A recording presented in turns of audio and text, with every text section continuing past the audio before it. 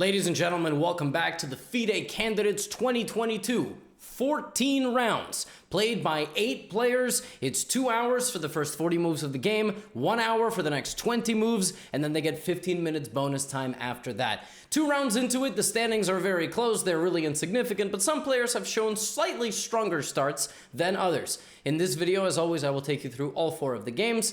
Yeah, I have a new shirt. And thank you for your continued support on the recaps. They are extremely fun to make. This round is called Some Sleep, Some Fight, and we're going to kick it off with the game between Timur Rajabov, looking to bounce back after losing to HIKARU Nakamura, and Yan Nepomniachtchi, who has 1.5 points out of 2. This game begins with a standard Queen's Gambit declined, and White plays the move G3. If I'm not mistaken, this is the first Catalan of the tournament. Now, the interesting thing is that Jan did not play G6, and that is probably because, well, first of all, he's been a lifelong Grunfeld player, because for the championship, World Championship against Magnus, he prepared a lot of these lines. So he's probably got a whole tank of ideas, right? And the thing about the Catalan is that as Jan takes on C4, there are many, many lines. There is the immediate capture on C4, various bishop b4 check lines, the classical main line. So Jan takes and doesn't play bishop to b4, doesn't play knight c6, a6, but rather plays this move. A very forceful response already in the center of the board. And the major question is what's going to happen here with the pawns. Now, generally what happens here is that after castling and allowing, obviously, this capture, knight c6, here White plays the move either knight to e5, immediately attacking over here. And if Black were to capture, this exchange is quite nice for White with good pressure.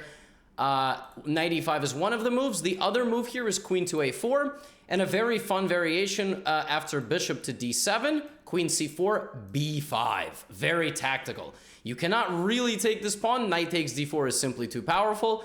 And then if you play something like queen d3, there is c4 maybe queen c2 back. Very complicated position, okay? Just complex. But Rajabov doesn't do any of that. And he takes on c5, which is, it's not a bad move. It's one of the moves. But it forces queens off the board, and really Black can get rid of this pawn in a better way than normal, right? Black can be like, haha, well, now I've damaged your structure. You really wanted my pawn so bad, now it comes with the damaged pawn structure. The benefit of the position here for White is that White has 4 potentially active pieces, while this bishop is sort of stuck, right? That's the advantage that you rely on. He retreats, he very solidly develops the bishop to d7, and here, the move that gets played often to try to play for advantage is bishop g5. The reason why bishop g5 gets played to try for an advantage is it's not so easy to deal with, because after bishop takes f6, Black either damages his pawn structure, and gets hit with a little tactical idea, or allows the knight to c5. And now the pressure is like really overwhelming. So bishop g5 is a nice move, but Rajabov just trades everything. Like, literally everything. And then proceeds to play, I mean, you know, kind of solidly. Nepo gives up the c-pawn to win the c-pawn back. And yeah, we just... yeah, we have this. We have an offering of a rook trade. The rook goes to a3. I mean, even at this level, you have to be careful. Like, Black cannot just rush into a trade, because first of all, it's never too late to hang back rank checkmate, right? Let's not get ahead of ourselves. Not at the candidates, but at low level, it does happen. See, notice that I didn't say at your level. I've seen some of your comments complaining that some of my jokes are getting stale and repetitive, and some of you might get offended if I make fun of you. You shouldn't get offended if I make fun of you. The whole secret to living a happy life is to be able to make fun of yourself. I make fun of myself a lot, and then I try to bring you along the journey with me. Anyway, that was a beautiful Shakespearean monologue. Nothing happened in this game. They drew it in 30 moves. Yeah, I don't know what this is. I gotta be honest. Like, it was an effortless draw for Nepo. Rajabov probably just following the philosophy of you don't want to lose 2 games in a row. Right? Like, okay, I lost last round, like, let me make a solid draw, and then tomorrow I'm gonna kind of use the rest day, because tomorrow they have a break. Every 3 games, they have a break on the 4th day. But yeah, this is just kind of a weird, I don't know. Most of these games are like 7-8 minutes long in the recap. This one is 4 minutes, because this is all that happened. The next game that I have for you was a banger, though. A banger of a game. Ding Liren versus Richie Rapport. This one, we see our first Grunfeld of the of the candidates. So which opening are we going to see? C takes d5, knight takes d5. We have a main line. We have an ultra main line. Not knight f3, but bishop c4, and the knight going to e2. The Grunfeld is crazy. The knight goes to e2, so the pin on g4 is really bad. The pawn will always be able to block it. Black pressures the center again. White defends the center. Huge battle here for the center, if you haven't noticed. Black will use various flank attacks and choose one of like 4 plans here. So black in this position can play various queen a5s. Well, actually, white has to move first, so let's let white castle. Now, black can play knight a5. Black can play queen c7, maybe queen to a5, maybe moving the e-pawn, maybe playing b6, maybe taking on d4. So many plans. He plays a more modern one, which is the move b6. In fact, this position had not been played ever until 2012. Like, no one in the 20th century ever played this position. There might be some various move orders where the positions look different, but it's just funny. Like, you might ask yourself, well, why isn't white taking? Because you don't want to open all this up. It's been proven that, you know, it looks like you can grab this pawn. Not really. That's kind of the Grunfeld. Like, there's always counterplay, and it's proven that black is completely fine. So Liren plays rook to c1, bishop b7, and now a very interesting idea, bishop b5. Now, this is giving away some information. You might not know this. I didn't know this, but I did after researching this game. Yu Yangyi played this move in the Grand Prix in Belgrade, and he played it against the world's probably leading expert of the Grunfeld, aside from Stockfish, Maxime Vachier-Lagrave. He played bishop b5, and then he put pressure on the knight and forced a center pawn trade, so Rapport ended up doing this. And in that game, MVL played e6 and queen d6, and then Yu Yangyi went for a plan of h4, h5 after putting his rook here. He played h4, h5, because, right, there's no knight, right? The kingside knight is gone. It was traded, like, on move 5, if you don't remember. That's the whole point of the Grunfeld, right? So it's gone, which means that there's all sorts of attacking ideas, right? Bishop b5. In this game, something very similar happens, but Rapport does not move the e-pawn. He's not worried about d5, okay? He thinks he has knight e5. If white plays f4, there's knight g4. So rook fd1, and now we're in a totally new game, so brand new position, just based on the move order, and now we have this move. So Liren is literally playing the way Yu Yangyi played against MVL. Are they working together? Is he just familiar with that game and that plan? I don't know. Rapport plays rook f to d8. The machine here wanted Rapport to play bishop f6, which is a ludicrous move. Bishop f6 is literally saying, you want to play h5 so bad? So do it, stupid. Play h5. Like, what even is this move? Why would the... What? Anyway, rook fd8, bishop g5 inviting an attack on the rook, and now not f6. No, no, no. Rapport has listened to the teachings of one Ben Feingold, and he takes on d4. Now, if you notice, the rook is just straight up hanging. My man sacrificing material here, and now we have the move h5. Here, Liren could have also played bishop a6, trying to trade off the light squared bishop, you know, because now what he needs to do is just safeguard his pieces and try to get into an advantageous endgame. Up the exchange, up the rook for the bishop and the pawn. But he plays h5, bishop to e5, and here Ding thought for so long in like over the next few moves, kind of evaluating his position. I mean, it's just incredibly complicated. For instance, you know, like, let's say you just take on d4 here, like a lazy move. Black gets rook d4, a ton of activity. The queen has to guard the bishop. The rook is going to take the pawn. I mean, it's never too late to just have a devastating attack launched against your king. Like, if you just see through the smoke, this is still here. Very complicated position, but Ding plays the best move. He plays a4, guarding his bishop. And here, I think he spent something like 40 minutes. And he finds the best move. The best move here for white is incredible. It's an amazing move. It's such a layered move, too, because you have a lot of different plans here. White here plays the move king to f1, which is just, I mean, to have the courageousness to have all these pieces on the board and just play king f1. And the point of king f1 is incredible. You sort of force your opponent into a situation where they have no useful moves. If you take on e2 here, queen takes d8 actually wins for white. That's the whole idea, okay? Now, the game proceeds. There are head-spinning complications here, okay? If the knight were to take the rook, queen g5 wins, threatening the bishop, but also a mate. You're threatening a mate with h6, rook d8. Knight to d3, h6, and rook to d3, okay? So if you allow that, then you're winning, but you don't have to do that. There is also queen e4 and a counterattack of some sort of mate, potentially. Now bishop e2, queen g2, king e1 is apparently winning, and then you run your king to that side of the board. King c3 is what the machine gives. Queen e4, the king keeps running, and then you get a little bit of defense. Ding plays king f1, but then doesn't take the rook. And of course, when he played king f1, he had something like 17 minutes for 20 moves. Like, he had very little time after king f1. But the entire idea of king f1 is to take the rook, or so I thought.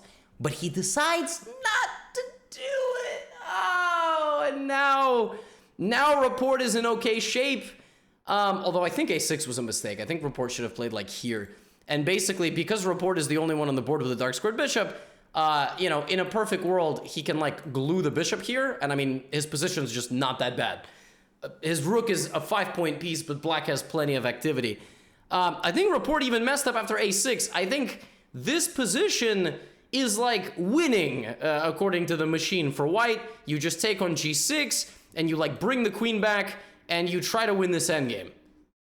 Queen f5, you can play like king g1, so there's like no nonsense over here. This is the setup that Stockfish wants to kind of get and then play for a win. This would be a draw without these pawns. Just so you understand, most likely this is a draw, but the fact that black has this weakness makes it really difficult to defend the position. If black were to get the bishop to c5, black would also be in okay shape, probably. But you can't. You can never get the bishop to c5. It's really difficult. For example, queen f4, g3, queen f5, queen e3, and the pawn will fall in many variations. Bishop c7, you have like rook d7, and the bishop cannot get to this configuration square. So just the existence of those weaknesses over here, or rather weakness, makes this endgame winnable for white. But Ding, a couple of moves later, after sort of getting on that process of winning the game, miscoordinates his pieces and blunders queen c6. Now the a4 pawn is hanging, and so is mate. So it all spins out of control, and he's forced to go for an endgame. That's queen 3, and make a repetition and make a draw. Crazy. I mean, this was Ding's game. He did everything right. He did everything right. Even king to f1, for God's sake, but he didn't take the rook. He didn't take the rook. And again, I don't know why. Maybe he's going to explain. I didn't get a chance to see, honestly. I was out playing some squash, and then there was one game left, which we'll look at.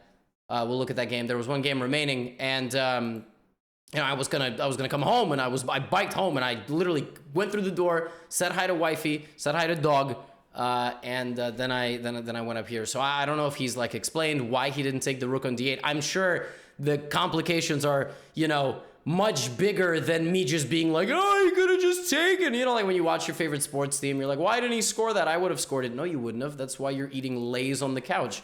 So like, I don't know. I don't know what he missed. You know, this whole king run concept maybe, but crazy game. Caruana versus Duda. So Caruana has had the best start of any candidate. I mean, great preparation. And in this game, we're going to see what he plays against Duda's Najdorf. So in this round, we had a first of a cornucopia of different openings. The first Catalan, the first Najdorf, and the first Grunfeld. These are big boy openings, okay? Like, these guys are guns blazing. This round was super topical. The main line of the Grunfeld, I don't even know what the main line nowadays is. Maybe still bishop g5, but there's a ton of main lines here. But he plays f3. This is already a bit of a sideline with f3. All sorts of, I mean, there's just all sorts of stuff. White wants bishop e3, queen d2, long castle, and he does exactly that. Bishop e3, queen d2, long castle. You'll notice that Duda plays h5. This is a more modern treatment. They haven't been playing h5 since the beginning of time, and the point is that white would have, you know, usually played g4. So something just like just raw understanding of this opening, like white would have played g4, right? That's what would have. So now people started playing h5, which is just ludicrous. They're like, no. You know, fudge your plan. All right, keeping it family friendly here. No, you're not going to play g4, stupid. So, queen d2, long castles, and this position has been reached a handful of times. King b1 here, the knight will go to d5 at some point. That is the $1 million square, and there's the knight going to d5. The funny thing is, this position has not been played at top level for like decades. The last time that this position happened between two players averaging in the 2700s was Levan Ranyan versus Jordan van Forest in 2021 in like an online rapid event. And that game went knight d5, e d5, bishop f5. I don't remember who won that game, but that was the last time. Since then, no one's ventured here in a while, and I think it's because it's been proven that black is okay. So bishop b6, queen b6, and normally black does this, white does this, but in this case, Caruana plays knight a5 and tries to get the knight to c6. That's a very juicy square, and he succeeds. The problem is, it's a very short-lived success, because Duda can't castle. He has a massive inconvenience here, so what does he do? He takes the pawn. And now this knight has no guard, and knight e7, and we get into an endgame that looks like this, which is 2 rooks and a bishop versus 2 rooks and a knight, an imbalanced structure. White has a 3-on-2 on this side of the board with some various pressure. Duda is going to try to defend himself. Knight c6, activates his king, brings the rook, and plays g6. Nice little structure over there. And here Caruana has, I think, one moment where he can play a4. I think this was the move to actually apply legitimate pressure to the black position. The point is that if you play ba, this pawn falls and this pawn's too far. It's going to suddenly become a massive liability for everybody involved. And white also has like various forks. Black will have to play rook b8 and passively defend it. This was maybe the one chance he had. Instead of that, he played it a little bit more slowly. Want to know a fun fact about this position? It was reached before. 23 moves! It was reached in a game in the French league in like 2012 or something, between some 2400 and Le Quang Liem with black. 2680 Liam was back then. In that game, king c2 was played. In this game, rook e2 was played. The first move on move 24. I don't think they knew that. I don't think they knew that. I think they were just playing chess. Also, it's important to tell you, throughout this game, Duda had a massive time advantage. So even though Fabiano had a great start of 2 games, he was out-prepared. Not out-prepared necessarily, but maybe wasn't expecting that like Duda would play for this, you know, something like along those lines.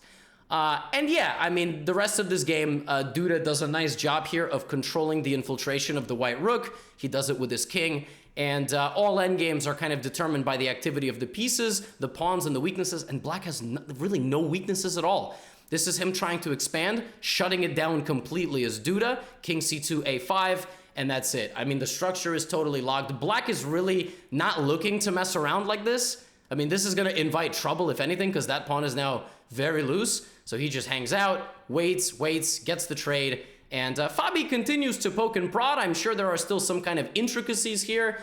You'll notice that white actually sacrificed the pawn to kind of activate his king and try to go for the b pawn, but Duda's right there, and yeah, Fabi just runs out of pawns. I mean, he just, you know, he can win as many pawns as possible, but they end up trading down, and kings on the board. The game ends in a draw after 50 moves. And that brings me to my final game of the day. This was the last game to finish. My man HIKARU been marathoning these games. Ali Reza plays the move d4. And we have a Nimso Indian. We do not have a Queen's Gambit declined. HIKARU being allowed to play this ultra topical order. Ferrugia plays queen to c2, which is one of the most common moves, looking to recapture on c3 with the queen. HIKARU plays d5. He has played this a lot. Like, if you're going to prepare for HIKARU in Classical, you will probably get to this position. Bishop g5. Now, nowadays, the computer really likes the move c5. It thinks that if you really know the theory, you can get a pretty good position, put the knights behind the pawns, put the knight behind the pawns, and equalize. However, HIKARU is a massive proponent of pawn takes on c4, and he goes for it. Like, if you look in the database, it's just like Nakamura, Nakamura, Nakamura, Nakamura, Nakamura, Nakamura. It's like all him. That's because it's a good line. Queen c4, b6. Black is looking to activate the bishop on the diagonal or activate the bishop by hitting the queen. Knight rook to d1, it's one of the moves. Sorry, knight to f3 is one of the moves. It will be played later. Rook d1 is another move. Hits the queen. Queen goes to a4. Kicks out the bishop very briefly. Queen e7. Just defends this a little bit more, is ready to maybe play rook d8 at some point, and is also preparing c5, just a very flexible move. Knight f3, rook d8, and in this position, Ali Reza plays a move that has almost never been played. ever. Like, almost never. The only time, and e3 is generally the move here. The point is bishop f1, king f1. You know, white's king is actually very safe. You can even take, play g3, king g2, or of course even king e2, as absurd as that looks. But queen c2. Amazingly, this position was played recently in a Title Tuesday game between a 21 or 2200 rated player and Ben Johnson. Some of you might know the Perpetual Chess podcast. I haven't spoken to Ben Johnson yet. I don't know if he watches these recaps, and we will have a podcast episode launching pretty soon. Yeah, I don't know. I don't know if he knows that, but they reached this position. And the idea is e4. And the idea is to take back on f1 with the rook. And when your bishop is threatened with a booting, that Title Tuesday game went bishop g3. But Alireza sacks the knight. Oh my. Oh, he's sacking a full piece. Oh boy. Oh boy. And Hikaru after knight c6, queen c1, threatening the queen to come here, and the rook to go up and over to attack his king. Hikaru spent 40-something minutes on the next move. 40 minutes! He was calculating to play e5 straight away. He was probably calculating to take on d4 with the rook. He was probably calculating to take on d4 with the knight. He was not calculating to take on d4 with the because then you just lose that knight. And even then, maybe rook c8. I don't know. And then you might have a fork. I don't know. Oh, I mean, he'll probably tell you, all right? He'll probably tell you. But he plays rook to d4. I mean, the complications are just absurd. So Alireza takes back on d4. The thing is, when you take on d4 here with the knight, queen f4 comes, and if black tries to defend like this, then e5 just wins. Like, it just straight up wins the game. You can give a check, but after this, I'm just gonna sack. And then I'm gonna get that, and that's game over. So it's an insane piece of preparation by Firouzja, who does prep all the way to this point in the game. 25 moves of prep. Now, Hikaru in this position could have also tried to defend. Again, this doesn't quite work as well because now there's this, which did not exist in the other position. And there's a lot of counterplay on the white king. Like if you try to play, you know, queen g3, looking over here, there's an amazing move, queen b7. And somehow black survives. Like if white, you know, delays the attack, I don't know how, like f4, I don't know. The queen is just going to get over here. And the knights are going to blockade, knight is going to get in, etc. Yeah, you know, we don't need to cover all that. Instead of that, queen f4 happens. We have a check, the king goes here. And Hikaru here finds a way to check the king into taking the knight, checking the king into getting the pawn. And yeah, just incredible. If white tries to, I'm actually shocked Alireza played king b1. There was also b3 here because I was analyzing the game as it was going on. But Alireza decides to do this, and we get to this endgame. Now, only white can win this game. That's just the truth. Because he has a clear outside pass pawn, which will probably become a second one. Like there will be a second friend.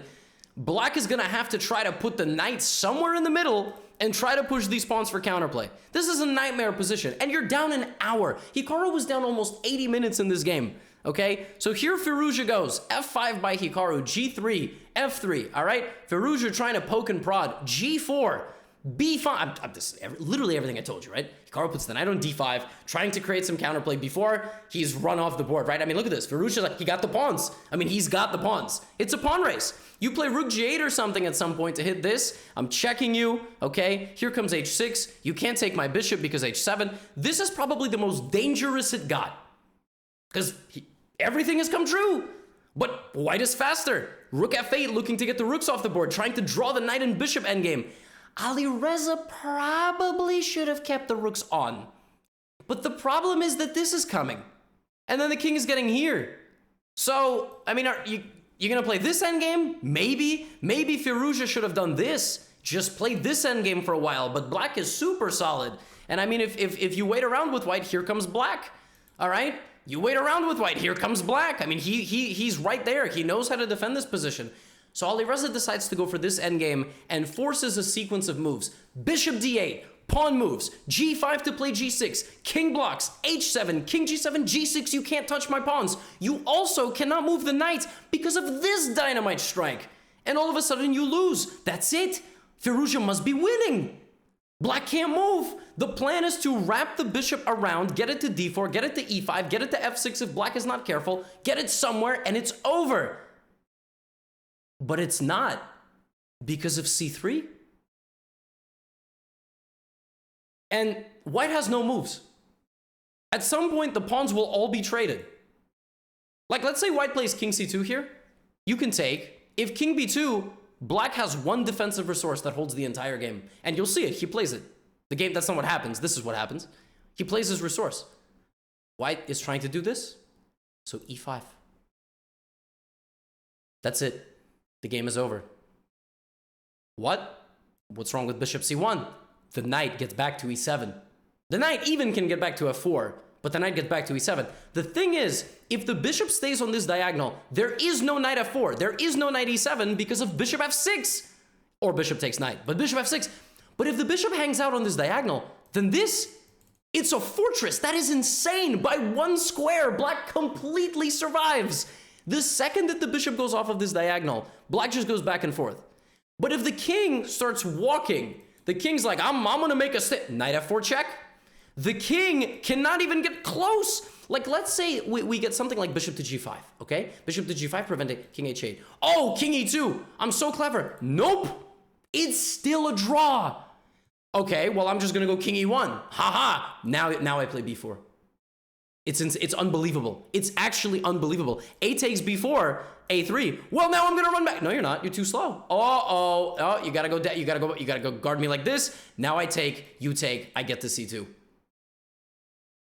Hikaru has a total fortress.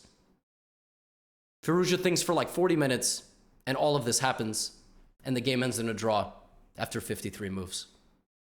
Wow.